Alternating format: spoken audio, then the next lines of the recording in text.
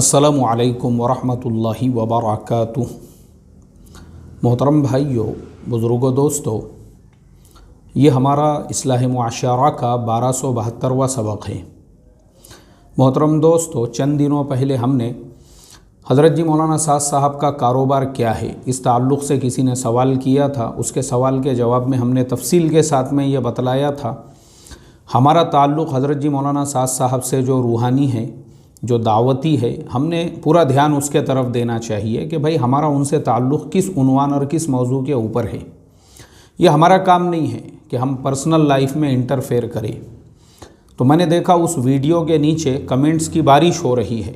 बहुत सारे लोगों का सवाल ये है कि हज़रत उमर फ़ारूक रज़ी अल्लाह ताला अन्हु जो मुसलमानों के खलीफा थे, जब उनसे ये सवाल किया जा सकता है कि बैतुल माल से सबको चादरें मिली, आपका कुर्ता बना, हमारा कुर्ता क्यों नहीं बना?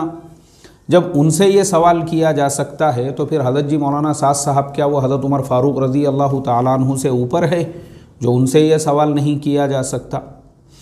माशाअल्लाह, ये बहुत अच्छा सवाल है और वाकई में भी सवाल पूछने का जो जज्बा है वो हमारे अंदर होना चाहिए। और बिल्कुल जो है ना, ये जो फ्रीडम है, ये जो आज़ादी है, क्योंकि यही होता है अक्सर हम लोग जो है ना, जब सवालात नहीं पूछते हैं तो मदरसों के जो मोहतमिम हैं वो करोड़ों की प्रॉपर्टियां बना देते हैं। मदरसे के चंदे का माल जो है उसको प्लॉटिंग के धंधों में, बिल्डिंग के धंधों में इन्वेस्ट कर देते हैं। मदरसे के माल के ऊपर जो है बड़ी बड़ी हवेलियां और बंगले बना देते हैं। मदरसे के पैसों पे कारोबार खड़े कर देते हैं। मदरसों के पैसों पे अपने बेटों को, अपने भाइयों को माशाल्लाह अच्छी तरह से सेट कर देते हैं। और मदरसे का जो चंदे का पैसा आया हुआ होता है उसका कोई हिसाब किताब नहीं होता, क्योंकि हमारे अंदर पूछने का जज्बा नहीं रहता। तो ये पूछना चाहिए, वाकई में बड़ी अच्छी चीज़ है कि और ये भी जो सिस्टम होता है बाज़ जगहों पर बाप के बाद में बेटे का जो मोहतमिम बनने का सिलसिला भी होता है। ये भी उम्मत के अंदर एक जज्बा होना चाहिए पूछने का कि भाई मदरसे में जब मजलिस शूरा है और भी दीगर सलाहियतमंद उलामा हैं या मदरसे के ही कुछ असातिज़ा ऐसे हैं जिन्होंने अपनी पूरी जवानी, अपनी पूरी ज़िंदगी मदरसे के लिए उन्होंने खपा दी हुई है, तो मोहतमिम बनने का सबसे बड़ा हक़ तो उनका है। लेकिन फिर भी मोहतमिम साहब का जो नाअहल बेटा होता है, वैसे नाअहलों को लाकर जो है मदरसे की एहतमाम की कुर्सी पे बिठा दिया जाता है और फिर उसके बाद में ना वो शेखुल हदीस साहब में फ़र्क करता है, ना मदरसे के जो आला ऊंचे दर्जे के जो असातिज़ा और बुज़ुर्ग असातिज़ा होते हैं उनमें कोई फ़र्क करता है, ना किसी की सीनियरिटी का जो है रिस्पेक्ट करता है। सबको एक ही लकड़ी से हाँकने का काम करता है, क्योंकि उसको मदरसे का जो एहतमाम मिला हुआ होता है वो तो विरासत में मिला हुआ होता है। तो वाकई में ये बड़ी अच्छी चीज़ है कि हमने ये सवाल हर उस जगह पे करना चाहिए जहाँ पर जो है इज्तिमाई तौर पर उम्मत के काम होते हैं और इज्तिमाई तौर पर इस तरीक़े से जो है चंदे के ऊपर उम्मत से पैसा जमा करके जो है जिस तरीक़े से जो है मदरसों का निज़ाम हो गया, मस्जिदों के अंदर भी ये सवाल पूछने की हमारे अंदर हिम्मत होना चाहिए कि मदरसे मस्जिद का जो मैनेजमेंट है, बैतुल खला तहरत खाने उस एरिया के अंदर जो टाइल्स इस्तेमाल कर रहा है उसकी ज़रूरत ही नहीं है। वहाँ पे वो बेडरूम में लगाने का टाइल्स है वो बैतुल खला में लगा रहे हैं, जहाँ पे लोगों के पैर फिसल रहे हैं, किसी का सर फूट रहा है। ये लोगों में होना चाहिए सवाल करने का जज्बा। लेकिन अफसोस की बात है कि हमारे अंदर ये डेयरिंग, हमारे अंदर ये हिम्मतें नहीं होने की वजह से आज मदरसे में करोड़ों अरबों खरबों रुपयों की धांधलियाँ हो रही है। मदरसों का माल प्लॉटिंग के धंधों में, बिल्डिंगों के धंधों में लगाया जा रहा है और अल्लाह हिफाजत फरमाए मस्जिदों के जो पैसे हैं वो लोगों को कारोबार तिजारत के लिए जो है बांटे जा रहे हैं। तो ये सब इसीलिए है, हमारे अंदर पूछने का जज्बा नहीं है। तो जिन लोगों ने ये सवाल किया है, माशाल्लाह बड़ा अच्छा सवाल है आपका और बहुत मुख्तसर अंदाज में मैं आपको उसका जवाब देता हूँ। हज़रत उमर फ़ारूक रज़ी अल्लाह ताला अन्हु से जो सवाल पूछा गया था कि आपका कुर्ता बना, हमारा नहीं बना, वो इसलिए पूछा गया था क्योंकि हज़रत उमर फ़ारूक रज़ी अल्लाह ताला अन्हु उस वक्त के खलीफा थे। बैतुल माल का पूरा निज़ाम उनके हाथ में था और बैतुल माल के अंदर क्या आ जा रहा है आप जो है उसके ज़िम्मेदार थे। तो चूँकि बैतुल माल जिसमें माल का आना जाना होता था, चीज़ों का आना जाना होता था, टैक्स का पूरा पैसा वहाँ पे जमा होता था, तो बैतुल माल से जो मिलने वाली चीज़ें थी वो आम लोगों के लिए भी और उस वक्त के खलीफा के लिए, सबके लिए एक ही उसके अंदर जो है मिक़दार हुआ करती थी, तो लोगों ने ये सवाल किए। फिर हज़रत अब्दुल्ला इब्न उमर रज़ी अल्लाह अन्हुमा खड़े हुए, उन्होंने कहा, बोले भाई अब्बा जान को मैंने मेरी भी चादर दे दिया था, तो हम दोनों बाप बेटों की चादर को मिला के आपका कुर्ता बना। तो वो सवाल पूछने वाला खामोश बैठ गया।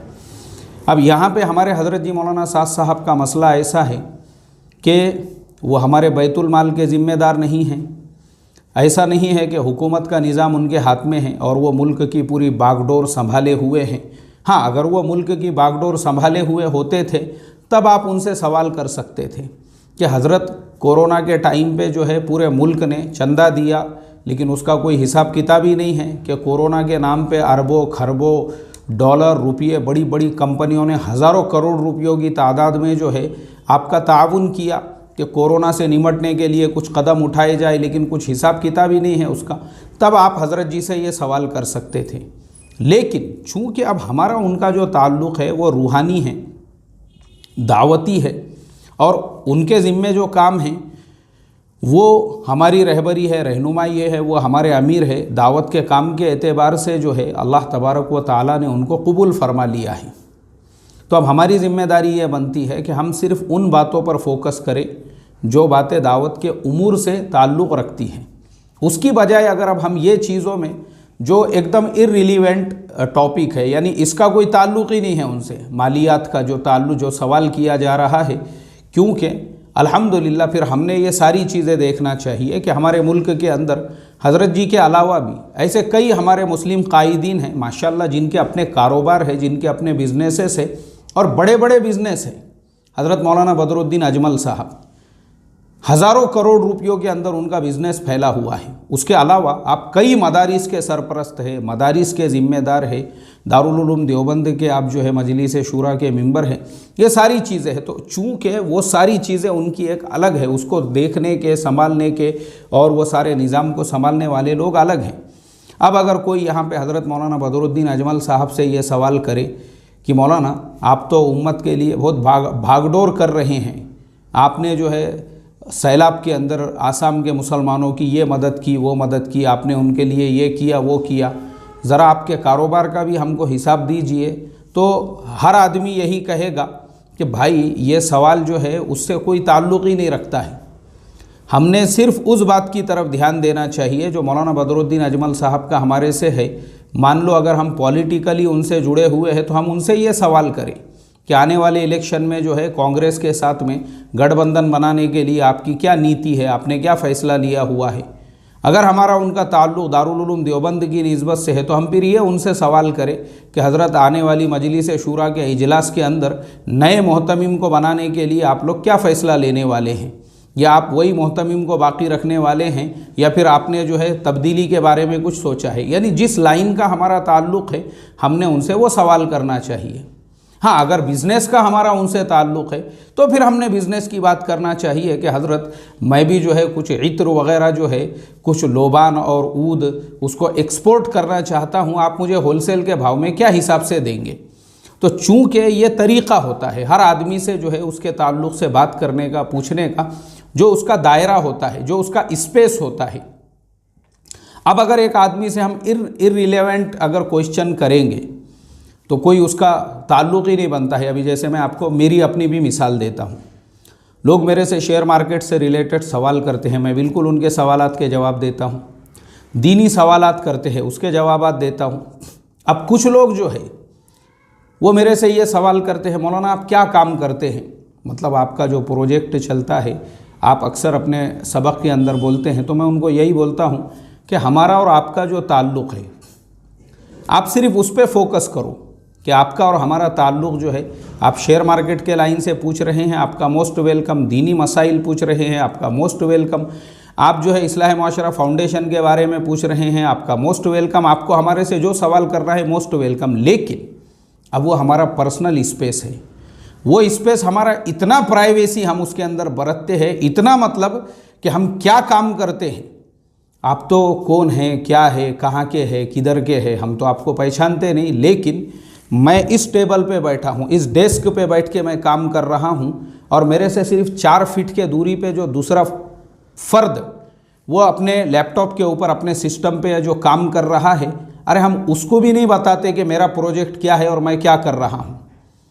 उसको जो 4 फीट के फासले पे एक ही कंपनी में काम कर रहे हैं लेकिन प्रोजेक्ट अलग अलग है, हम उसको भी नहीं बताते कि हमारा प्रोजेक्ट क्या है, तो भाई तुमको हम कैसे बता सकते हैं? ये आपका स्पेस ही नहीं है, क्योंकि आपका जो सवाल है वो इररिलेवेंट है, गैर ज़रूरी सवाल है। वो आपके और हमारे बीच का जो रिलेशन है उससे ताल्लुक़ ही नहीं रखता है। तो ये होता है, किसी से आप अगर पूछ रहे हो तो आपने ये सवाल उस आदमी से करना चाहिए जो आदमी जिससे रिलेटेड है। अभी जैसे मैंने बताया कि बिल्कुल सवालात पूछना चाहिए, लेकिन जो आदमी जिससे मुताल्लिक़ है, जैसे मदरसे का एक मुहतमिम, पूरा मालियात का निज़ाम कहाँ से आ रहा है, कहाँ जा रहा है, अब अगर हम सवाल करेंगे तो फिर वो सही तरीक़े से उस पैसे को, उस फ़ंड को खर्च करेंगे। नहीं तो मैं देखता हूँ, अल्लाह हिफाजत फरमाए, ऐसे भी मदारिस है, ऐसे भी मुहतमिमीन हैं जिन्होंने प्लॉटिंग के धंधों में करोड़ों लगाए थे, बिल्डर भाग गया वहाँ से, वो करोड़ों का नुकसान हुआ। किसका हुआ? मदरसे का हुआ। ऐसे भी है मस्जिदों के अंदर जो करोड़ों का फंड आया हुआ था, अपने दामाद को, अपने चचेरे भाई को, अपने खलेरे भाई को, अपने फुफेरे भाई को, ऐसे लोगों को कर्ज़े देकर रख दिए, किसी ने भी बाद में पैसे वापस नहीं दिया। कहाँ गया ये पूरा फंड? यहाँ आपने सवाल करना चाहिए जो आदमी जिससे मुताल्लिक़ है, जिससे रिलेटेड है, तो वाकई में भी आपके सवाल को लीगल समझा जाएगा, सही समझा जाएगा। अब हज़रत जी मौलाना साद साहब, उनसे अगर कोई ये सवाल करता है, अरे भाई वो आपके दावत के एतबार से रहनुमा है, रहबर है, आपके अमीर है, आपके ज़िम्मेदार है, आप उनसे सवाल करो ना। आप मरकज़ निज़ामुद्दीन, अभी जैसे मेरे से एक ने एक सवाल किया था ये लाइव मजलिस में, बोला मौलाना कभी कभी ऐसा होता है कि मेरी जो मस्जिद वार जमात की तालीम है वो छूट जाती है और मैं लेट हो जाता हूँ अपने काम पे से आने से, तो फिर अब मैंने क्या करना चाहिए? ये सवाल आपने उनको लेटर में लिखना चाहिए कि हज़रत मेरे साथ ऐसा होता है, अब मैं क्या करूँ? तो वो हमारे इस लाइन के अमीर है, ज़िम्मेदार है, तो फिर वो अब हमको बताएंगे कि ऐसी हालत में हमने क्या करना चाहिए। ऐसे ही एक आदमी, ये हालात के अंदर, आप जो हालात चल रहे हैं, ऐसे हालात के अंदर एक आदमी को अल्लाह के रास्ते में 4 महीने लगाना है, उसने क्या करना चाहिए? हज़रत जी को ख़त लिखना चाहिए कि हज़रत जी लॉकडाउन लगा हुआ है लेकिन मैं चाहता हूँ अल्लाह के रास्ते में वक्त लगाऊँ, तो अब मैं क्या करूँ? फिर वो आपको जवाब देंगे और आपकी रहबरी, रहनुमाई फरमाएंगे कि ऐसे हालात में हमने क्या करना चाहिए। तो क्या होता है, वो हमारे जिस लाइन के, जिस अम्र के ज़िम्मेदार हैं, हमने उनसे वो सवाल करना चाहिए। ये मैच्योरिटी और मेंटालिटी हमको आना चाहिए। ये हमारे अंदर क्यों नहीं है, उसका भी एक रीज़न है। उसका रीज़न है हमारी गरीबी। हम एक गरीब देश में रहते हैं, गुर्बत की वजह से, क्योंकि ये सब सवालात और ये सब बातें गरीबों के जहन में पैदा होती है, जिनके पास खाने को जवारी, बाजरी, दाल चावल नहीं होता है, तो दूसरा पेट भर के अगर खाना खा रहा है तो इसके दिमाग में टेंशन पैदा होते हैं कि भाई वो मेरे से ज़्यादा आराम से क्यों है, उसके घर में चूल्हा क्यों जल रहा है, उसके घर से बिरयानी की खुशबू क्यों आ रही है, उसने आज चिकन क्यों लेकर आया, उसके घर में रोज़ गोश्त का सालन क्यों बन रहा है, क्या बात है, उसके बच्चों के हाथ में रोज़ केले नज़र आ रहे हैं, चॉकलेट नज़र आ रहे हैं, क्या बात है, कहाँ से पैसे ला रहा, वो किधर से कमा रहा। ये सब सवालात कब पैदा होते हैं? गुर्बत की वजह से। नए कपड़े बनाया, कहाँ से लेके आया? नया जैकेट लिया, कहाँ से लाया? नया शूज़ लिया, कहाँ से लाया? नई बाइक लिया, किधर से लाया? ये सवाल जो है ना, गुर्बत की वजह से आते हैं, गुर्बत की वजह से, फ़ाक़े कशी की। क्योंकि अब हमारे वहाँ तो इतनी गुर्बत है, हमने देखे पिछले दिनों में एक इमाम साहब ने के जैसे इंसान को जो है ख़ुदकुशी करना पड़ी, वो सिर्फ़ इसी वजह से, यही गुर्बत की और फ़ाक़ा कशी की वजह से।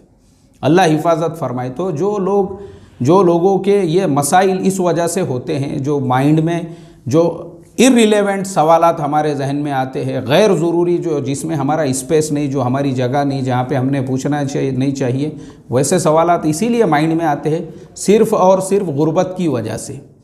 अल्लाह हिफाजत फरमाए और हम तमाम को अक़ल सलीम और समझ अता फरमाए। अस्सलामु अलैकुम व रहमतुल्लाहि व बरकातहू।